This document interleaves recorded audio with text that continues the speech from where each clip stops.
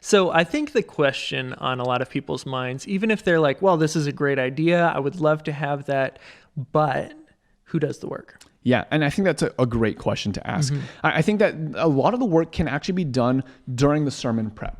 If you're prepping your sermon and you start to think about, okay, how can this also work well, not just for the one format, but other formats as well? I think that this is the easiest way to start. It's not the only answer, but it's a good way to start. In the same way that, hey, I've prepared content for a 30 or 45-minute sermon, but all of a sudden I just got called on Friday morning to go to the local academy and give a 5-minute sermonette. I'm going to take something from there and put it there. Yeah.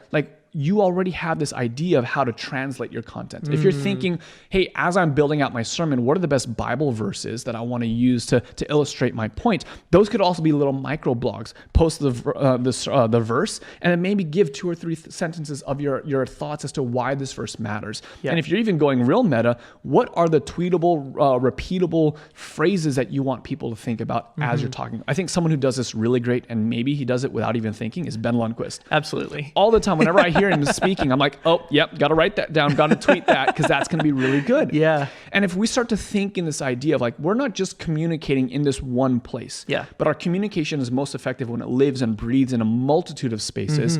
And you're just simply thinking, well, what would I tweet from this sermon? You might, before you even preach, already have 10 tweets lined up, and you don't even need anyone to do the work.